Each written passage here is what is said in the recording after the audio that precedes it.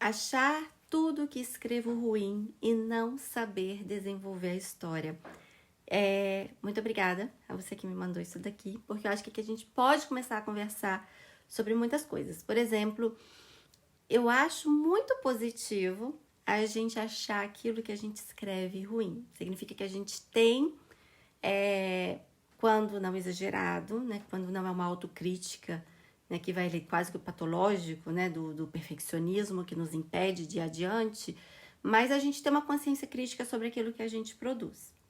No entanto, tem muita coisa ruim sendo produzida. Ruim aqui, porque isso de ruim e bom é tudo muito relativo. Esse tipo de avaliação que a gente faz, né, são muito... O que é bom pra mim pode ser ruim pra outra pessoa, né? Mas assim, tem gente que jura que é bam, bam, bam, vai ser Nobel da literatura e, na verdade, a escrita dele seria mais para aqueles livrinhos, não sei se ainda tem hoje, mas que tinha antigamente nas bancas de revista, romancezinhos, água com açúcar, que vende.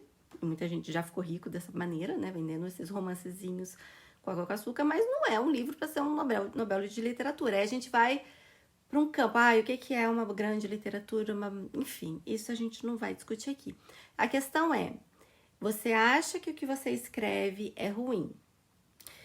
Para a gente escrever bem, a gente precisa ter, primeiro, prática. Então, procurar escrever bastante. Segundo, reescrita. A gente fala muito sobre escrever, rotina de escrita e sempre escrever mais algumas coisas, e tem desafios sempre para escrever coisas novas. A gente está produzindo muito, mas a gente não volta naquilo que a gente já produziu. E aquilo que a gente já produziu, mesmo que seja para um desafio, aquelas ideias a gente pode voltar nelas e retrabalhá-las. Então, reler é extremamente importante. Escreveu, dá um tempo, relê, reescreva. A reescrita é extremamente importante dentro do nosso ofício de escritores. Dizem que o Guimarães Rosa, ele era praticamente obrigado pelos editores a devolver os manuscritos, a entregar os manuscritos dele, porque ele achava tudo que ele escrevia ruim e ele sempre queria escrever. Então ele estava num eterno processo de reescrita, que se ele não tivesse escritores, né, editores, quer dizer, se ele não tivesse os editores, ele não publicaria nada, porque ele estava sempre nesse processo de reescrita. Então, a reescrita é muito importante e a gente fala muito pouco sobre ela, né? E nesse processo, a gente precisa ter o quê? A gente precisa ter certas técnicas, desenvolver, né? Se desenvolver dentro dessas técnicas. A gente fala muito que não existem regras dentro da escrita, mas existem ferramentas que podem te ajudar no processo, né? Existem fórmulas que você pode aprender para você se desenvolver no processo e depois você não vai precisar mais dessas fórmulas, né? Você pode começar a criar novas ferramentas, porque talvez aquelas que estão ali disponíveis já não são mais tão necessárias para você, mas você só vai saber isso quando você souber usar essas ferramentas da escrita. E são ferramentas dos mais vários tipos, que aí vai depender muito do que você quer produzir, do que você quer fazer. Então, se você quer ir para a área de contos, né, existem ali algumas técnicas para escrever contos.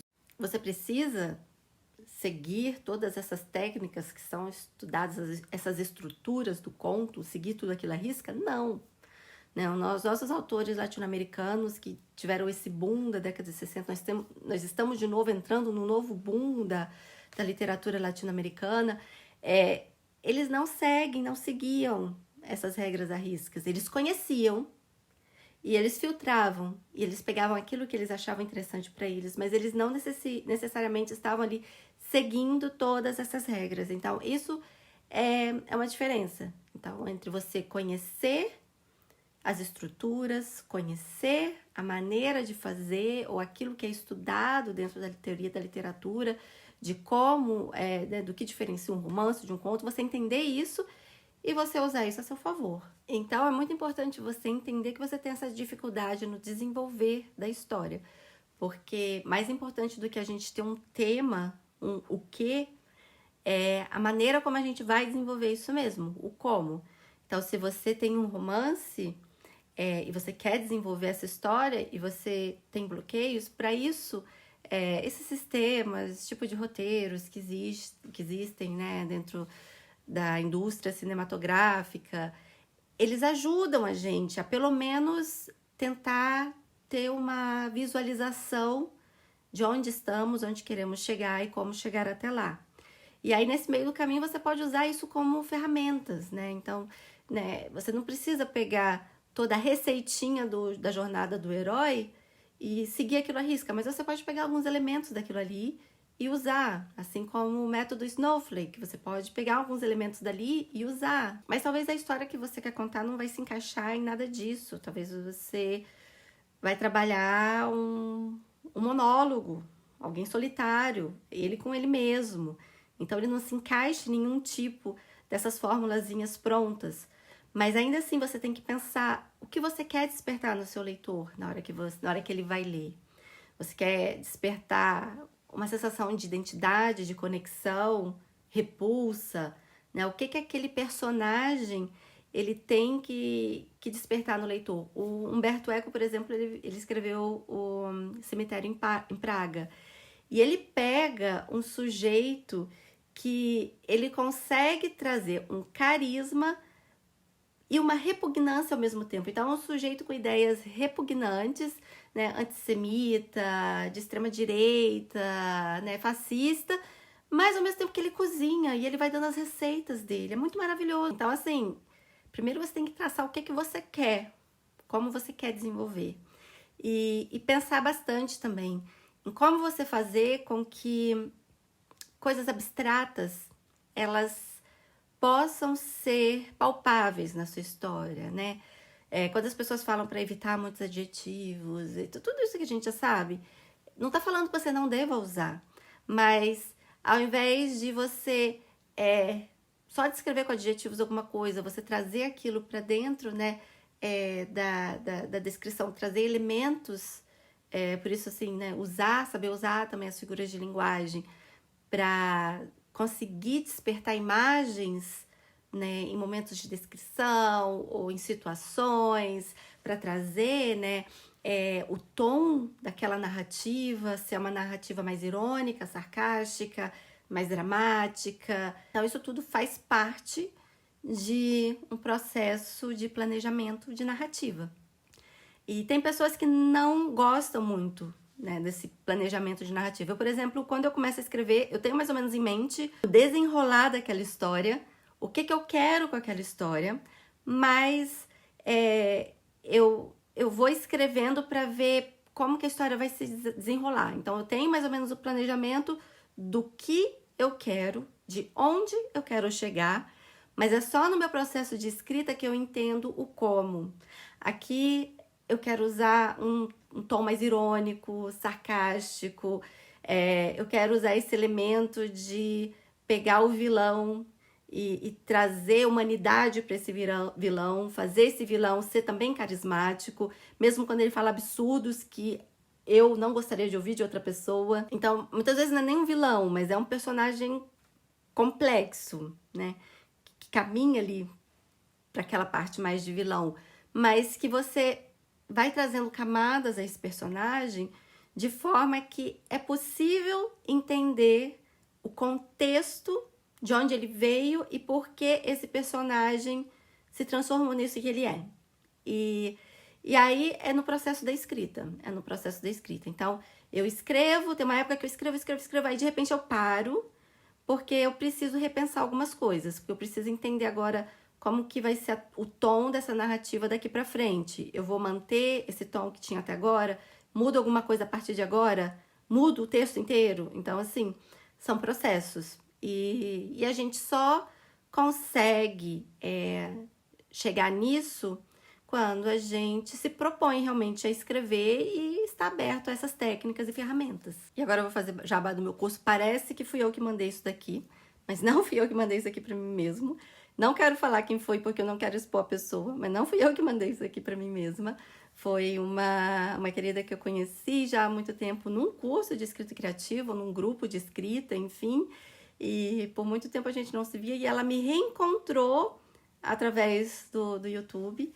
Então, fiquei super feliz de reencontrá-la. Foi ela que me mandou isso daqui, tá? Então, mas eu não vou falar quem é, porque, né, identidade dela aqui, ela não disse se pode. Então, eu vou lançar agora o curso de escrita criativa e eu vou trabalhar justamente sobre isso. Muito mais do que exercícios de escrita, ter exercícios de reescrita, de desenvolvimento, né, da história, vai ter até escrita coletiva. Então, assim, justamente porque esse desenvolver da história, ele é muito importante. Então, eu quero no curso trazer justamente isso, assim, sabe? Vamos escrever, vamos ter temas novos, mas vamos também refletir sobre aquilo que escrevemos, sobre como escrevemos. E eu acredito que ao longo do curso vão sair textos, vão ter desenvolvimento aí, né, de escrita. Eu tô muito ansiosa justamente porque, para mim, oferecer as oficinas de escrita não é uma questão apenas financeira, mas é uma questão de responsabilidade mesmo. Eu quero que essas pessoas terminem o curso lá em novembro e se sintam fortalecidas, sintam que valeu a pena, que realmente elas evoluíram na escrita. E isso para mim é o mais importante. Então, por isso que eu vou ficar com turmas pequenas, até para ter, né, essa entrega para essas pessoas que participarem aí da oficina de escrita.